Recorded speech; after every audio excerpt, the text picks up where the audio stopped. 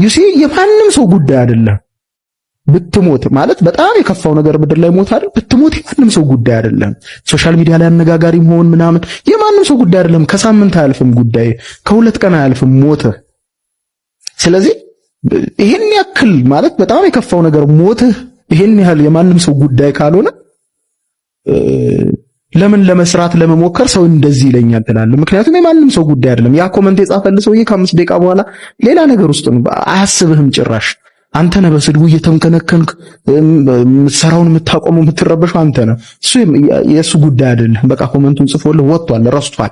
የሌላ ሰው ቪዲዮ እያየ ነው፣ ወይ ኑሮውን እየኖረ ነው፣ ወይ ቤተሰቡ ነው፣ ወይ ከልጆቹ ጋር ነው። ስለዚህ የማንም ሰው ጉዳይ አይደለም ብለው በቃ የማንም ሰው ጉዳይ አይደለም። የጠቅላይ ሚኒስትሩን ኦፊሻል የቲክቶክ አካውንት ያጥለቀለቀው ኮመንት ምንድነው? ሃሽታግ ሰማና በቃም በሚሉ ኮመንቶች ገጹ ተጥለቅልቋል። ይህ ቻሌንጅ በትግራይ ክልል በግፍ ተገላ ፍትህ ባጣቸው ዘውዱ ሀፍቱ ምክንያትና ገዳዮቿ ከስር በነጻ ከተለቀቁ በኋላ የተቀጣጠለ ሲሆን በርካታ ተጽዕኖ ፈጣሪዎችም ቻሌንጁን ተቀላቅለውታል። የቻሌንጁ አስጀማሪና መሪ ጆርዲ በዛብህ ስትሆን ቻሌንጁ በርካታ ኢትዮጵያውያኖችንም አነቃቅቷል ተብሏል። ሴቶች ተደበደብን ብለው ወንጀል ሪፖርት ለማድረግ ፖሊስ ጣቢያ ሲመጡ ሽምግልና ውስጥ የምትገቡ ፖሊሶች ታራቂ ፈልገው እኮ አይደለም እናንተ ጋር ይመጡት። የተፈጸመባቸውን ወንጀል ሪፖርት ሊያደርጉ ሊያስመዘግቡ ነው እናንተ ጋር የሚመጡት። የደበደባትን ሰውዬ ትጠሩና አትታረቁ፣ ሌላ እድል አትሰጪው፣ ተረጋግተሽ አታናግሪው። በተለይ ሴት ፖሊሶች ምንድነው ስራችሁ እናንተ እዛ ጋር? ሰላም ውድ የተከበራችሁና የተወደዳችሁ የዚህ ቻናል ቤተሰቦች እንደምን አላችሁ? ዛሬም እንግዲህ እንደተለመደው የተለያዩ ወቅታዊና አዳዲስ መረጃ ያላችሁ ቪዲዮዎች ሰብሰብ አድርጌ ለእናንተ በሚመጥን መልኩ ይዤላችሁ መጥቻለሁ። በዚህ ሳምንት ከተሰሙ መረጃዎች መካከል አንደኛውና ዋነኛው እንግዲህ የሴቶች መብት መከበር አለበት የሚል ጉዳይ እንግዲህ በሶሻል ሚዲያ ላይ በሰፊው እየተዘዋወረ ይገኛል። በዚህ ጉዳይ ዙሪያ እንግዲህ ሰፋ ያሉ ማብራሪያ ያላቸውን ቪዲዮዎች ይዤላችሁ መጥቻለሁ። አሪፍ ቆይታ እንደሚኖረን እርግጠኛ ስለሆንኩኝ ቪዲዮ ላይክ በማድረግ ጀምሩ። ሀሳባችሁን ኮሜንት ሴክሽን ላይ አስቀምጡልኝ። ለዚህ ቻናል አዲስ ሆናችሁ ደግሞ ሰብስክራይብ በማድረግ ቤተሰብ መሆን ትችላላችሁ። ወደ ቪዲዮ በቅድሚያም እንግዲህ ባሳለፍነው ሳምንት ወጣት ታዳጊ የእግር ኳስ ተጫዋች ቡድኖች እንግዲህ በስዊድን ሀገር ሄደው መጥፋታቸው ተገልጿል። ይህ ብቻ አይደለም፣ ዛሬ ላይም እንግዲህ በተመሳሳይ መልኩ አዲስ ነገር ተፈጥሯል። እሱም ምንድነው? 7 አትሌቶች በአሜሪካን ሀገር ለውድድር ሄደው በዛው መጥፋታቸውም ተሰምቷል። ይህ ብቻ ሳይሆንም እንግዲህ አሰልጣኙም ጭምር መጥፋቱ በጣም የሚያስገርም ሆኗል። እስኪ ይህን ቪዲዮ ተመልክተን እንመለስ። አትሌቶቹና አሰልጣኞቹ አሜሪካ ላይ መጥፋታቸው ተነገረም። በአሜሪካ ዩጂን ኦሪገን ሲካሄድ የነበረው ከ20 ዓመት በታች የአትሌቲክስ ውድድር ላይ ተሳታፊ ከነበሩ አትሌቶችና አሰልጣኞች መካከል 7ቱ መኮብለላቸውን እንዲሁም ከቡድኑ ጋር እየተመለሱ እንዳልሆነ ጌቱ ተመስገን ጋዜጠኛ ይስሐቅ በላይን ዋቢ በማድረግ ዘግቧል። በዚህ ውድድር ኢትዮጵያ 2 ወርቅ 3 ብርና 1 የነሐስ ሜዳሊያዎችን ማግኘት ቻለች። ቢሆንም በውድድሩ ላይ ከተሳተፉ አትሌቶች መካከል 4ቱና በተጨማሪ 3 አሰልጣኞቻቸው በድምሩ 7 የቡድኑ አባላት ወደ ኢትዮጵያ እየተመለሰ ባለው የቡድን ስብስብ ውስጥ አለመኖራቸውን ጌቱ ተመስገን በፌስቡክ ገጹ ላይ አጋርቷል። በሌላ በኩል ጠፍቷል ስለተባሉት አትሌቶች የኢትዮጵያ አትሌቲክስ ፌዴሬሽን የማውቀው ነገር የለም ማለቱን ሀገሬ ቲቪ አክሎ ዘግቧል። ስለዚህ ጉዳይ አዲስ መረጃ ካለ የማደርሳችሁ ይሆናል። ይህም እንግዲህ እጅግ በጣም የሚያሳዝን ነው፣ እንደዚህ አይነት ተመሳሳይ ተግባሮች የሚፈጸሙበት። ምክንያቱም ምንድነው የሚለው ነገር በዚህ ሰዓት አሳሳቢ ሆኖ ይገኛል። በመቀጠልም እንግዲህ ሰሞኑን ሶሻል ሚዲያ ላይ በስፋት ሲዘዋወር የነበረውን ጉዳይ እንመለከታለን። እሱ ምንድነው? የሴቶች መብት መጠበቅ አለበት። ሴቶች በዚህ ሰዓት እጅግ በጣም አስከፊና አስደንጋጭ የተባለ ጥቃቶች እየደርሱባቸው ይገኛሉ እያሉ እንግዲህ የተለያዩ ራሳቸውን ፌሚኒስት እያሉ የሚጠሩ እንዲሁም ደግሞ የተለያዩ ግለሰቦች በዚህ ጉዳይ ዙሪያ ሀሳባቸውን እየሰጡ ይገኛሉ። እኔ በበኩሌ የሴት ልጅ ጥቃት ፕሮፋይል በመቀየር ይስተካከላል ብለው ከማያስቡት ሰዎች መሃል ነኝ። ግን ምን ማድረግ አስቤያለሁ። ሰላም፣ ሀያት ሁሴን እባላለሁ። 19 ዓመቴ ነው። የ6 ወር ልጅ አለች። ልጄን የወለድኳት በሰው ቤት ውስጥ ተቀጥሬ እየሰራሁ ነው። እቺን የ19 ዓመት ልጅ አለቻት እና ሜንሽን አድርጋኝ ነበር ወደቂያ ፈልጋ ማረፊያ ፈልጋ። ድርጊት ከቃላትና ከፕሮፋይል መቀየር ስለሚበልጥ ይኸው ዋና ቤቱ ከዚህ ፊት ለፊት ራሱን የቻለ አንድ ክፍልና ከጎኑ ሽንት ቤት አለ። እኔ አሁን በግሌ ላረግልሽ የምችለው እዚህ ትመጫለሽ፣ የራስሽ ክፍል ይኖርሻል፣ ራስሽን እስክቺ ለተወሰነ ጊዜ ማረፊያ መደላደያ እንዲሆንሽ። ምክንያቱም ላግዝሽ ፈቃደኛ ነኝ፣ አንቺም ልታግዥኝ ይገባል። እንደ ታናሽ እህት፣ እኔ እንደ ታላቅ ወንድም፣ አንቺም እንደ እናት፣ እኔም እንደ ልጅ እየሆንን ምንደጋገፍ ከሆነ አብረን መኖር እንችላለን። እኔ ምንም ችግር የለብኝም። ሴት ልጅ ደግሞ የምትጠቃው ስትወድቅና ስትወልድ ነው። ተጠቅተሽ አግኝተንሻል፣ እንደግፍሻለን። ድጋፍን ደግሞ እንደ እርዳታ የምትወስዱ ሰዎች እዚህ ጋር ልዩነቱን ልንገራችሁ። ስንደግፋችሁ ነገ ተነስታችሁ ሌላ ሰው ትደግፋላችሁ በሚል ነው እንጂ እየረዳናችሁ አይደል። አሁን እስካሁን ያየነው ችግር ምንድነው? ድጋፍና እርዳታን መለየት አለመቻላቸው። እርዳታ ሁሌ ቀጣይነት አለው። ድጋፍ በእግራችሁ እስክትቆሙ ነው። እስከዛሬ በእግራቸው እንዲቆሙ ያመጣናቸው ዛሬም እንድንረዳቸው ሲፈልጉ ስናይ በጣም ሞራል የሚነካ ነገር ነው። ግን ምን ታረጋዋለህ? ሁሌ እርዳታ የለም። እንኳን እኔ አሜሪካ እንኳን አንድ ሰሞን ረድታ ታቆማለች። ከዚህ በፊት ከነበሩት ስህተት ተምረሽ፣ ከዚህ በፊት ካንቺ በፊት ከነበሩት ባቾች ተምረሽ ቶሎ በራስሽ ቆመሽ ቶሎ ተደግፈሽ ቶሎ ደግሞ ለሰው ምደርሽ ጀግና እንድትሆኚ ነው የምፈልገው። አይ ሆፕ ታሳኪዋለሽ። እኮራብሻለሁ ብዬ አስባለሁ። የሚታየኝ ደግሞ አሳይሻለሁ። ልጅ አያያዝ ትንሽ ፈረንጅ አለው ውስጤ እንደዚህ አንጠልጥዬ ምናምን ከተማ ላይ ሲሄድ እንዴት እንደሆነ አሳይሻለሁ። ግን ከጠቀመሽ እንኳን ደስ ያለሽ። ያው ማረፍ ያለሽ ልሽ ፈልጌ ነው። መልካም ምሽት። ቻው። ተራባይ ሰልፉት ስራ ቅሩ ትምህርት ቤት ቅሩ ምናምን ይሄ ነው። እስኪ ቅሪና እንሽ እስኪ ቅሩና እንያችሁ ግሩፕ ቴሌግራም አለችው እኮ ከዚህ ይደውላሉ። ማንጋ መስሪያ ቤቱን አጨናነቅላ ማለት ነው ይደውላሉ። ተጣጣሉ የሚደወሉ ስልኮች ነው ማለት የማን ናቸው? አንድ ሰው ነው በተደጋጋሚ የሚደውለው። እየደዋወሉ ላይክ ጫና ፈጠርን ለማለት ምስኪን ሴቶች ወጥተው ሲግናል ላይ ነው የሚወጡት።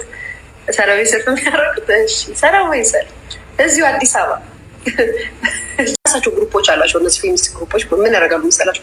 አንዷ 5 ክርስቶስ ስንት ዳቦ ነበረ ቁጥራቸው ለማይታወቅ ህዝቦች ያበላ 5 ዳቦና 2 አሳ። እንደለመደው ሲግናል ላይና ቴሌግራም ላይ ያሉ 30 እና 40 ፌሚኒስቶችን ባርኮ ያባዛል። ማንኛውም ወደ ስራ እንግባ። ይህ የተግባር ጥሪ ፌሚኒስትም ላልሆናችሁ የሴት ጥቃት ይመለከተኛል፣ የሴትን ጥቃት እቃወማለሁ ለምትሉ ሰዎች ሁሉ ነው። ስራችን የመጀመሪያው እርምጃ እነዚህን ፕሮፋይል ፒክቸር ማድረግ ነው። ፌስቡክ ላይ፣ ትዊተር ላይ፣ ኢንስታግራም ላይ፣ ቲክቶክ ላይ፣ ዋትስአፕ ላይ፣ ቴሌግራም ላይ ለስክሪንሻት እንዲመቻችሁ ይሄው እንደዚህ አስቀምጬላችኋለሁ። ሁለተኛው ደግሞ ይሄውና ከሚመጣው ሰኞ እስከሚቀጥለው እሮብ ለ8 ቀን የሚቆይ የውትወታ ስራ እንሰራለን። ሶሻል ሚዲያ ላይ ማለት ነው። ሄቨን እንፖስታለን፣ ስለ ቀነኒ እንፖስታለን፣ ስለ ዘውዱ እንፖስታለን፣ ስለ ኢክራም እንፖስታለን። እንዲሁም በአጠቃላይ ስለ ኢትዮጵያ ሴቶች፣ ስለ ትግራይ ክልል ሴቶች፣ ስለ አማራ ክልል ሴቶች፣ ስለ አፋር ክልል ሴቶች፣ ስለ ኦሮሚያ ክልል ሴቶች እንፖስታለን። እዚህን ፖስቶች ስንፖስት ታዲያ የምንጠቀመው ሃሽታግ ትሰማ ወይም ደግሞ ሃሽታግ በቃን። በተለይ ሃሽታግ ትሰማን በደንብ ተጠቀሙት። ምክንያቱም የሚሰማ አካል ነው ያጣ ነው። እናችሁ ሃሽታጎች እነዚህ ሁለቱ ይሁኑ እንጂ ቀነኒ ትሰማ የሚባል ሃሽታግ ይኖረናል። ስለ ቀነኒ ፖስት ስናደርግ ሄቨን ትሰማ የሚል ሃሽታግ ይኖረናል። ስለ ሄቨን ፖስት ስናደርግ ዘውዱ ትሰማ የሚል ሃሽታግ ይኖረናል። ስለ ዘውዱ ፖስት ስናደርግ ኢክራም ትሰማ የሚል ሃሽታግ ይኖረናል። ስለ ኢክራም ፖስት ስናደርግ ጀነራሊ ስለ ሴቶች ደግሞ ፖስት ስናደርግ ሃሽታግ ትሰማን እንጠቀማለን ማለት ነው። ቅዳሜና እሁድን በዚህ መልኩ እያሟሟቀን እንጠብቃለን። ከሰኞ ጀምሮ የምንሰራቸውን ስራዎች ደግሞ ነገና ከነገ ወዲያ አናውንስ አደርጋለሁ ማለት ነው። ከፈጣሪ ጋር ፍትህ ለኢትዮጵያ ሴቶች። ይህንን ጉዳይ በተመለከተም እንግዲህ ቻሌንጅ መጀመሩ ተሰምቷል። ይህ ቻሌንጅም እንግዲህ ሁላችንም ልንቀላቀል ይገባል ብዬ ማስባለሁ። የጠቅላይ ሚኒስትሩን ኦፊሻል የቲክቶክ አካውንት ያጥለቀለቀው ኮመንት ምንድን ነው? ሃሽታግ ትሰማና በቃም በሚሉ ኮመንቶች ገጹ ተጥለቅልቋል። ይህ ቻሌንጅ በትግራይ ክልል በግፍ ተገድላ ፍትህ ባጣችው ዘውዱ ሀፍቱ ምክንያትና ገዳዮቿ ከስር በነጻ ከተለቀቁ በኋላ የተቀጣጠለ ሲሆን በርካታ ተጽዕኖ ፈጣሪዎችም ቻሌንጁን ተቀላቅለውታል። የቻሌንጁ አስጀማሪና መሪ ጆርዲ በዛብህ ስትሆን ቻሌንጁ በርካታ ኢትዮጵያውያኖችንም አነቃቅቷል ተብሏል። ወደ ሌሎች መረጃዎች ስናልፍ ደግሞ ተወዳጇ ተዋናይት ቃል ኪዳን ጥበቡ ባለቤቷ ማለትም ደግሞ ባባ ወይም ደግሞ ታሪኩ ብርሃኑ ከሞተ ዓመታትን አስቆጥሯል። ሆኖም ግን ዛሬ ላይ እርጉዝ መሆኑም ታውቋል። ይህ መረጃም እንግዲህ እውነት ነው ወይንስ አይደለም የሚለው ነገር ከራሷ አንደበት እንስማው። ከቃልዬ ጋር አንድ ፎቶ ወጥቶ ነበር። ምንድን ነው የእርግዝና? የፊልሙ አካል ነው? የፊልሙ አካል አይደለም። አጋጣሚ ተያያዘና አብረን የሰራነው ፊልም መስሏል። ይሄ ሌላ ፊልም ነው። አሁን አዲስ ፊልም አላት ከዚህ ከትዝታ በኋላ የሰራችውና ቲሙ አብረን የምንሰራቸው ቲሞች ስለነበሩ እሷ ጋርም ያሉት ቀረጻ ሲሰሩ ላያቸው ሄጄ ነበር። በዛ ሰዓት ላይ ነው ያገኘኋት ይሄን ሲን እየሰራች እና ይሄን ፎቶ ተነሳን እና እንደ አጋጣሚ ራሴው ነኝ ስቶሪ ያደረኩት። ግን ስቶሪ ማድረግ ባረኩበት ሰዓት ግን የዚህን ያክል ፎቶ ሌላ ነገር ያመጣል ብዬ አላሰብኩም ነበር። ጠዋት ላይ ስነሳ ኦሬዲ ተደበላልቋል። በጣም ብዙ ሰው ገብቷል። ኦሬዲ ኦን ሴት የሚል ነገር ጽፌበት ነበር ከስር እና እሱ ላይ ጥቁር አድርገውበታል። እንዳይታወቅ ቀረጻ ላይ የሚለውን። ከዛ በኋላ ለቃልም ፈተና ነበረ። ተደጋጋሚ ያን ሰዓት ላይ ስትወጣ ኦሬዲ አይቷት ባዶ ሆና ቁጭ ብላ ደስ ብሎናል ይሏታል። ሆዷን ሳያዩ ሳያስተውሉ ካፌ ላይ ከዛ ከወራት በፊት ያያትም ሰው በአንድ ወር ውስጥ ፎቶን ትክክል አድርጎ አስቦታል። ግን ያው አንዳንዴ ምን ማሰብ አለበት፣ የፊልም ሰው ላይ ቶሎ ፎቶዎችን መወሰን ከባድ ነው። ምክንያቱም ምንም አይነት ፎቶዎች የሚወጡ ፎቶዎች መጀመሪያ ስታስባቸው እንደ ስራቸው ማሰብ አለበት። የመጀመሪያ ውሳኔ ፊልም ነው ወይ ነው፣ ካጣህበት የግል ህይወቱ ነው፣ ካጣህበት ሆን ብሎ ነው። ከነዚህ ውስጥ አይዘልም እና ያለ መታሰቡ ብዙ ነገር አምጥቷል። የፎቶ ራሱ ትዝታ ትሬለሩ ከተለቀቀ በኋላ የሰዎችን አስተያየት እያየው ነበረ። መሳሳም ግን አይከብድም ምናምን ይላል አንዱ። እንትን ስልክ ላይ ለሰዎች ስናሳይ የመጀመሪያ ትሬለር ተሰርቶ ስልኩን ያዩና ልክ መጨረሻው ላይ መሳሳም የሚመስልበት ቦታ ሲደርሱ ዝቅ ይላሉ። የሁሉም አክቲንግ ተመሳሳይ ነው። አስተያየት ሙሉ ትሬለር አይተዋል። ስለሌላው ጉዳይ ማውራት ያለባቸው ሁሉም ተረስቶ ይሄኛው ነው ጉዳይ። በሴቶች መብት ጉዳይ ዙሪያም እንግዲህ ራሷን ፌሚኒስት እያለች የምትጠራው ጆርዲ በዛብህ በዚህ ጉዳይ ዙሪያ የምትለን ነገር አለ። እሱን ቪዲዮ ተመልክተን እንመለስ። ሴቶች ተደበደብን ብለው ወንጀል ሪፖርት ለማድረግ ፖሊስ ጣቢያ ሲመጡ ሽምግልና ውስጥ የምትገቡ ፖሊሶች አስታራቂ ፈልገው እኮ አይደለም እናንተ ጋር የመጡት። የተፈጸመባቸውን ወንጀል ሪፖርት ሊያደርጉ ሊያስመዘግቡ ነው እናንተ ጋር የሚመጡት። የደበደባትን ሰውዬ ትጠሩና አትታረቁ፣ ሌላ እድል አትሰጪው፣ ተረጋግተሽ አታናግሪው። በተለይ ሴት ፖሊሶች ምንድን ነው ስራችሁ እናንተ? እዛ ጋር የሚያስታርቃት ሰው ብትፈልግ እኮ ሽማግሌዎች ጋር ትሄዳለች። ቄስ ጋር ወይ አያቶቿ ጋር ወይ የሰፈር ሽማግሌ ጋር ትሄዳለች። የሚያስታርቃት ፈልጋ አይደለም እናንተ ጋር ሮጣ የመጣችሁ፣ ደህንነትን ፍለጋ ነው። ወንጀል እየተፈጸመባት ስለሆነ ነው የመጣችሁ። በተለይ ለሷ ተስፋ ትሰጧትና ልክ እሱ መጥቶ ሲያለቅስባችሁ ወይ እዩ እስኪ ተጎድቷል እኮ እዩ እስኪ ይወድሻል እኮ አዳምጩ እንጂ ሌላ እድል ስጩ እንጂ ማን አስተባባሪ ማን አስታራቂ ያደርጋችሁ? ከዛ ደግሞ አይ ድጋሚ አይመታሽም ድጋሚ አይደበድብሽም። ማናችሁ ያንን ቃል የምትገቡት እናንተ? ፖሊስ አካዳሚ ውስጥ ገብታችሁ ይሄንን ነው ተምራችሁ የወጣችሁት? እንደዚህ ነው ወንጀልን እንድትከላከሉ የተማራችሁት? ወንጀል እንዲፈጽም ወንጀለኛን እየለቀቃችሁ የወንጀለኞች ጠበቃ፣ የወንጀለኞች አስታራቂ፣ የወንጀለኞች አስተባባይ መሆን አይደለም ስራችሁ። ወንጀለኞችን ማሰር፣ ለፍርድ ማቅረብ ነው ስራችሁን እየሰራችሁ። ከዚህ ጉዳይ ሳንወጣም እንግዲህ በተመሳሳይ መልኩ በአሜሪካን ሀገር ወጣቷ ኢትዮጵያዊት የወደፊት ተስፋ የነበረችው ዶክተር በዚህ ሰዓት በጥይት ተመታ መገደሏን ተሰምቷል። ይህችን እህታችን በካሊፎርኒያ ተቀጠፈች። በአንድ ምሽት የጨለመው ብሩህ ተስፋ የ26 ዓመቷ ወጣት ሜሮን ጸጋዬ አሳዛኝ ህልፈት። እስከ መጨረሻው ተከታተሉት። እንዲማለለካ የትምህርት መድረክን በስኬት ተሻግራ የነገዋን ብሩህ የሕክምና ዓለም በአይነ ህሊናዋ ስትስል የነበረችው ወጣት ህልሟ በአንድ የጨለማ ምሽት የጥይት ድምፅ በአሳዛኝ ሁኔታ ተቃጭቷል። ቅዳሜ ኦገስት 8 2026 ምሽት በካሊፎርኒያ ፍሬዝኖ ከተማ በተዘጋጀ የቤት ውስጥ ድግስ ላይ በተፈጠረ ድንገተኛ ጸብ በሕክምናው ዘርፍ ትልቅ ተስፋ የጣለባት የ26 ዓመቷ ሜሮን ጸጋዬ በግፍ ተገላለች። በፍሪዝኖ ፖሊስ መርማሪዎች ማረጋገጫ መሰረት አሳዛኙ ክስተት የተፈጠረው ሜሮን ከተጠርጣሪዋ የ24 ዓመቷ ኔማዲያ ኒክሰን ጋር ኃይለኛ የቃላት ልውውጥ ውስጥ ከገቡ በኋላ ነው። ጭቅጭቁ ወዲያውኑ ወደ አሰቃቂ ጥይት ድምፅ ተቀየረ።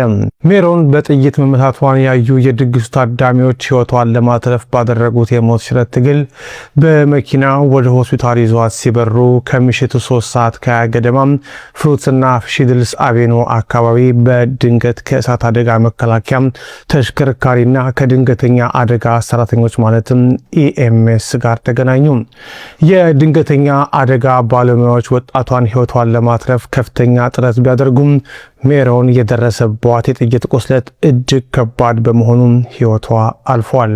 ሜሮን ጸጋዬ በነገዋ ላይ ብሩህ ተስፋ ነበራት። ለስኬት የምትተጋና ቤተሰቦቿን የምታኮራ ወጣት ነበረች። እንደ ኤሮፓውያን አቆጣጠር በኦገስት 2023 ከካሊፎርኒያ ስቴት ዩኒቨርሲቲ በኪኔዚዮሎጂና የአካል ብቃት ሳይንስ ትምህርቷ አጠናቀች ሲሆን በምረቋ ዕለትም በቤተሰቧ ታሪክ የመጀመሪያዋ የምረቃ ካባ ለባሽ መሆኗን የሚገልጽ ፈርስት ጄኔሬሽን የሚል ጽሑፍ በኩራት አጥልቃ ነበረ። ሜሮን ከዩኒቨርሲቲ ትምህርቷ ጎን ለጎን በማክዶናልድስ ምግብ ቤት ውስጥ ለዓመታት ሰርታ እስከ ምክትል ዋና ስራ አስኪያጅነት እርከን የደረሰች ጠንካራ ሰራተኛ ነበረች። ህይወቷ ባለፈበት ወቅት ደግሞ በፍሬዝኖ የልብ ቀዶ ጥገና ሕክምና ሆስፒታል ውስጥ የአካል ብቃት ሕክምና ወይም ፊዚካል ቴራፒ ረዳት በመሆን ሙያዊ ህልሟን እያሳደገች ትገኝ ነበረ። የሜሮንን ድንገተኛ ሞት ወዳጅ ዘመዶቿን በከባድ ሀዘን ውስጥ ጥሏል። አንዲት የሜሮን ጓደኛ በማህበራዊ ሚዲያ ገጿ ላይ ባሰፈረችው የልብ ሰባሪ ስንብት ሜሮን ህይወትሽ ትርጉም ነበረው፣ ስኬትሽ፣ ህልሞችሽና ፈገግታሽ ትርጉም ነበራቸው። አሁን ደግሞ መለየትሽ የከፋ ትርጉም አለው። የኖርሽው አጭር ህይወት እኛ በህይወት ያለነው ሰዎችን አጥብቀን እንድንወድ ቶሎ ይቅር እንድንልና ማንኛውንም ቀን እንደ ቀላል እንዳንቆጠር ትልቅ ትምህርት ሰጥቶን አልፏል ስትል ሀዘኗን ገልጻለች። ሌላኛዋ ጓደኛዋ ቪክቶሪያ ክሪነር በበኩሏ በአካል በተገናኘንባቸው ጊዜያት ሁሉም ከአንቺ ያገኘሁት ደግነትን ብቻ ነው፣ አንቺ ሁልጊዜ ብሩህ ብርሃን ነበርሽ በማለት ሸኝታታለች። የፍሬዝኖ ፖሊስ ግድያው በተፈጸመ በጥቂት ሰዓታት ውስጥ ቅዳሜ ምሽት 5 ሰዓት ገደማ በብላክስቶን እና ዌልደን አቬኑ አቅራቢያ በሚገኝ ዌንዲስ ምግብ ቤት ውስጥ የ24 ዓመቷን ተጠርጣሪ ኔማንያ ኒክሰንን በቁጥጥር ስር መዋሉን ገልጿል።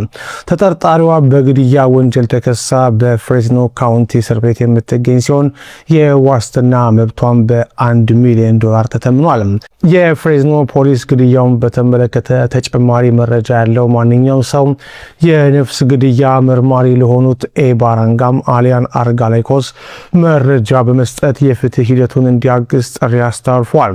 በአንድ ምሽት የቃላት ምልልስ የተቀጨው የሜሮን ብሩህ የህይወት ጉዞ የከተማዋን ማህበረሰብ በሀዘን ከማስመጡን ባሻገር የጠመንጃ ሁከት በአሜሪካ ከተሞች ውስጥ የሚፈጥረውን የማይሽር ጠባሳ በድጋሚ አስታውሷል። ይህንን ጉዳይ በተመለከተም እንግዲህ ጆርዲ በዛብህ እጅግ በጣም ሰፋ ያለ ማብራሪያ ይዛል መታለች። እኔ ከወዲሁ ልሰናበታችሁ። ይህንን ቪዲዮ ላይክ ሳታደርጉ ጀምራችሁ ላይክ አድርጉ። ሀሳብ አስተያየት ካላችሁ ደግሞ ኮሜንት ሴክሽን ላይ አስቀምጡልኝ። ለዚህ ቻናል አዲስ ሆናችሁ ሰብስክራይብ በማድረግ የተለያዩ ወቅታዊና አዳዲስ መረጃዎችን ማግኘት ይችላላችሁ። ቀጣይ በተመረጡና አዳዲስ መረጃ ባላችሁ ቪዲዮ እስከምንገናኝ ድረስ መልካም ጊዜ። መጀመሪያ ቀነኒ የተወሰደችው ያኔት ሆስፒታል ነው። በመጀመሪያ ደረጃ ባይ ዘ ዌይ ሰው ከሞተ ህጉ ነው የሚለው፣ የኢትዮጵያ ህግ ነው የሚለው ሰው ከሞተ እና ሞቶ ከሆነ የግል ሆስፒታል የተወሰደው ያ የግል ሆስፒታል ያንን ሬሳ ይዞ ወደ ፖሊስ ነው መሄድ ያለበት። ከዛ ከፖሊሱ ጋር ሆኖ ወደ ዳግማዊ ሚኒሊክ ነው መሄድ ያለበት። ዳግማዊ ሚኒሊክ የሞት ሰርቲፊኬት ይሰጣል። አውቶፕሲ ሪፖርት ማለት ነው፣ የሬሳ ምርመራ ማለት ነው። ያኔት ለምንድን ነው ዴት ሰርቲፊኬት የሰጡት? ለቀነኒ ንገሩኝ። ያኔቶች የግል ሆስፒታሎች ናቸው። ዴት ሰርቲፊኬት ሰጥተዋል። 10:30 ነው እነሱ ጋር የመጣችው የተባለው። ዴድ ኦን አራይቫል ነው የሚለው፣ ስትመጣ ሞታለች ነው የሚለው። የሆድ መበለዝ ይታያል ይላል። የግራ እግር መቧጠር፣ የጭንቅላት ስብራት አለ ይላል። ይሄ የአቃቢ ህጉ ወረቀት ላይ ያለ ነው። ቤተሰብ ጋርም አለ ይሄ ወረቀት፣ አቃቢ ህግ ጋርም አለ ይሄ ወረቀት። የያኔት ማለት ነው። የያኔት ሆስፒታል አውቶፕሲ ሪፖርት። የግል ሆስፒታል ሬሳ መመርመር አይችልም፣ ህጉ አይፈቅድለትም። ዳግማዊ ሚኒሊክና ዳግማዊ ሚኒሊክ ብቻ ነው። እሱንም በፖሊስ ዳይሬክት ተደርጎ ነው። ያኔት ሆስፒታል ተወስዳ የተደረገው ነገር ምንም ሴንስ አይሰጥም። ከዛ ደግሞ ያኔቶች ራሱ ቢሄቪየራቸው በጣም ፊሺ ነበረ። ለምን የያኔት ሆስፒታል እንዴት ነው የግል ሆስፒታል ሆኖ ዴት ሰርቲፊኬት የሰጠው አውቶፕሲ ሪፖርት የሰጠው ምናምን ተብሎ ሶሻል ሚዲያ ላይ ወሬ ሲናፈስ የያኔት ሆስፒታል ፕሬዝዳንት ሶሻል ሚዲያ ላይ ወጥቶ ዴት ሰርቲፊኬት አልሰጠንም፣ አውቶፕሲ ሪፖርት አልሰጠንም ብሎ ካደ። ከዛ የሰጡትን ያኔት ሆስፒታል የሚል የሰጡትን ዴት ሰርቲፊኬት ሶሻል ሚዲያ ላይ ፖስት ሲደረግባቸው መልሰው ያንን ቪዲዮ አጠፉት። ፕሬዝዳንቱ ወጥቶ የካደበትን ማለት ነው። ኦን ታፕ ኦፍ ዳት ደግሞ እኛ ጋር ስትደርስ በህይወት ነበረች ብለው ዋሹ በኋላ ላይ ማለት ነው። አውቶፕሲ ሪፖርታቸው ላይ ግን 10 ተኩል ላይ dead on arrival የሚል ነው ያለው። እየተነፈሰች አልነበረም፣ በህይወት አልነበረችም። ያኔት ሆስፒታል ስትደርስ ሞታ ነው የደረሰችው። ሶሻል ሚዲያ ላይ ይሄ ሁላ ውዥንብር ሲፈጠር አቃቢ ህጉ ፕሮሰሱ ምናምን በቃ መጓተት ጀመረ። እንደዚህ የወጡ ኢንፎርሜሽኖች፣ እነዚህ ምንም ሴንስ የማይሰጡ ነገሮች ምናምን ነገሮችን በጣም ማንጓተት ጀመሩ። ከዳግማዊ ምኒልክ የዴት ሰርቲፊኬት እና የአውቶፕሲ ሪፖርት መውጣት አልቻለም። የያኔትን መጠቀም አንችልም እንዳልኳችሁ፣ የያኔት ፕራይቬት ነው። በዛ ላይ ደግሞ በአንድ ምላስ ሁለት ምላስ ነው፣ በአንድ አፍ ሁለት ምላስ ናቸው። ሰርቲፊኬታቸው ላይ ዴድ ኦን አራይቫል ይላሉ። ከዛ በኋላ ደግሞ ሲጠየቁ ደግሞ አይ እኛ ጋር ስትመጣ በህይወት ነበረች ምናምን ይላሉ። ሲሲቲቪ ካሜራ ላይ ያለን ነገር ለማሳየት ፈቃደኛ አይደሉም። በዛ ላይ በህጉ ፍርድ ቤት የያኔትን አውቶፕሲ ሪፖርት እና ዴት ሰርቲፊኬት ከቁም ነገር ሊያየው አይችልም። በቃ ያ ህገወጥ ስራ ነው፣ ወንጀል የተፈጸመበት ዶክመንት ነው። ግዴታ ከዳግማዊ ምኒልክ አውቶፕሲ ሪፖርቱ መምጣት አለበት።